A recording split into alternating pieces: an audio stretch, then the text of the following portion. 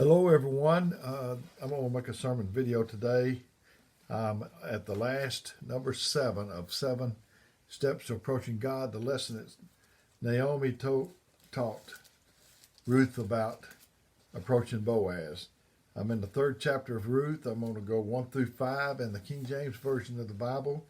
And it says, Then Naomi, her mother-in-law, said unto her, My daughter, shall I not seek rest for thee, that it may be well with thee? Now is Boaz of our kindred, whose maidens thou wast.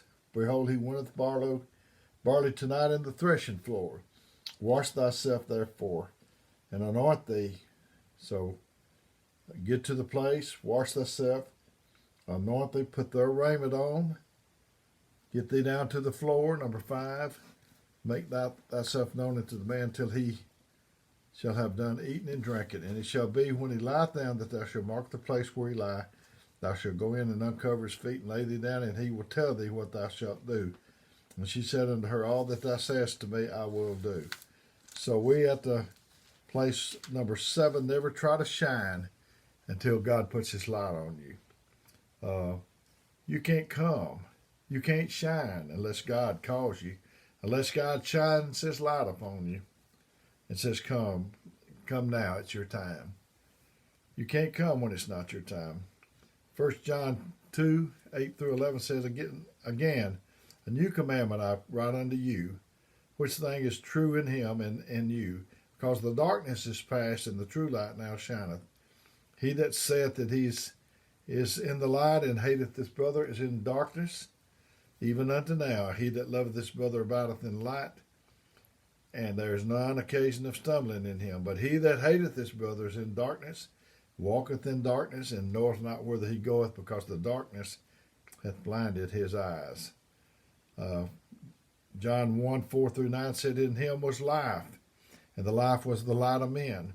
And the light shineth in darkness, and the darkness comprehended it not. There was a man sent from God, his name was John.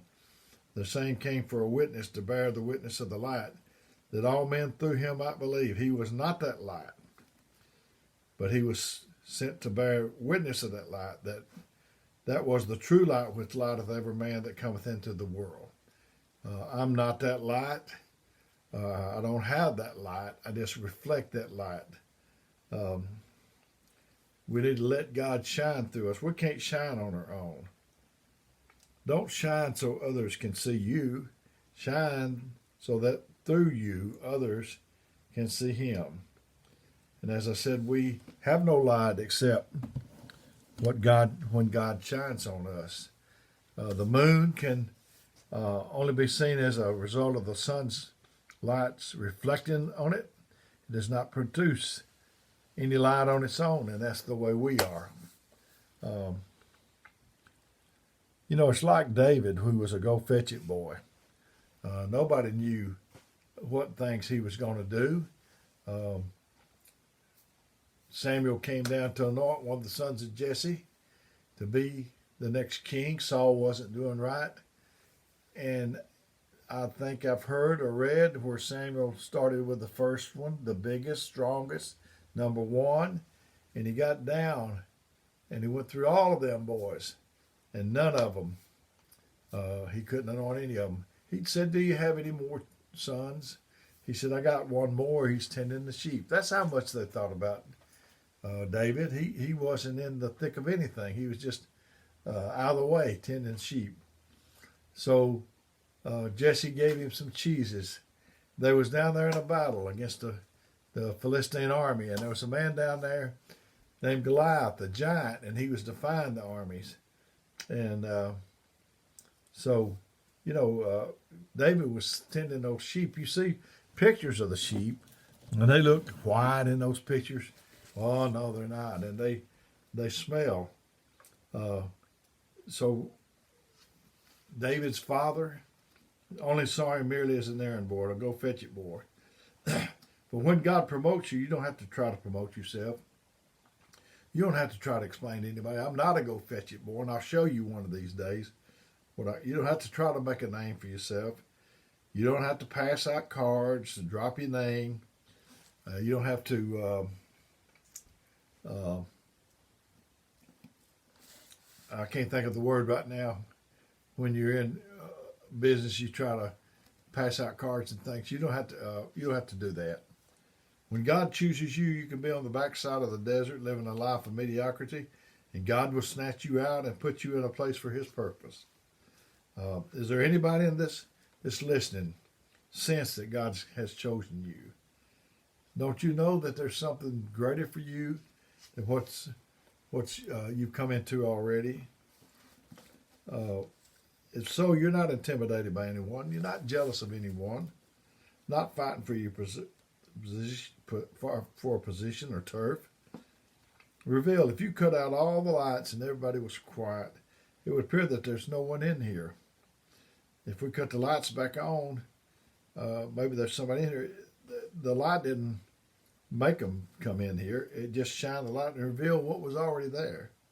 It reveals the things that God is doing are there already. You just need for Him to shine His lights so that you can see. So when God shines His light on something, it becomes powerful. It could be the jawbone of a donkey, 2 fishes and 5 loaves, a handful of meal.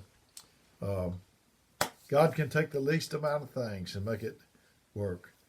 Here old David went down to the battle, taking his brother some cheese, and he heard him saying what would happen to the man that killed Goliath.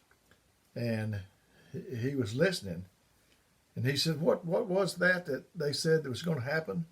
Going to be not have to pay taxes, give him his daughter, and he would be elevated. And his brother heard him, and he got on to him for even asking. In other words, that's out of your league. That's out of your class, David. What do you even, look how runny you are. What are you even asking for? But David, he was the man. And so there's people, when we get to the cemetery is the richest place in the world. It's richer than Fort Knox. It's richer than the gold mines, because in the cemetery, there's going to be people that was talented, and they never showed us. They never stepped out of the shadows. They never, people that could sing, we'll never hear their song. People that could preach, and we'll never hear their sermon. There'll be love that's never been expressed. There'll be apologies never made. I was thinking about David being a gopher, a go-fetch-it boy. I've done a little of that in my time. And it kept me out of a lot of trouble. That and the prayers of my wife. I didn't have salvation when I went to the Army. And I was in a holding company. They tried to make me a medic, and I got out of that because I didn't want to be a medic. And I didn't know what to do with it, so I was waiting on orders in the holding company. And finally, those orders come down after about 6 weeks. And I was so glad. I didn't know if I could stand another day in that holding company. But anyway, they shipped me to Key West, Florida as an auto part supply. I knew that was a mistake. I didn't know anything about an automobile. It was a mistake. I told them when I was processing in the Army that I worked in the parts department at Sears, but that was appliance parts and lawnmowers and that sort of thing. So here they sent me down there. And so the warrant officer says, I was supposed to go to Charlie Battery. And he said, I'd love to keep you in here in the personnel department. He said, but Charlie Battery's been waiting. He told me how long, a couple of months, for an auto part supply guy. And I said, sir, I don't know nothing about an automobile. And he didn't know what to do with me. But he told me he asked me did I know what a gopher was. I said, no, sir. I said, no, sir. He said, when I yell gopher, that's you. You come and come as quick as you can. And I filled his coffee cup up. I kept his trash cans empty. I painted his filing cabinets. He smoked. I emptied his ashtrays. And meanwhile, when somebody had gone on leave, I would do their job while it's gone. The week before they went on leave, I'd sit there with them. They'd train me. And so I went around the office and learned every job in the office, and I became essential personnel. And I wound up being the promotions clerk. I would have never got to be the promotions clerk except that I was a gopher first. I got orders to Vietnam, and the Lord let me off. I got orders to Korea. God got me off of those. My wife had just received the Holy Ghost, and God was doing things for her left and right. He was proving to her what he could do.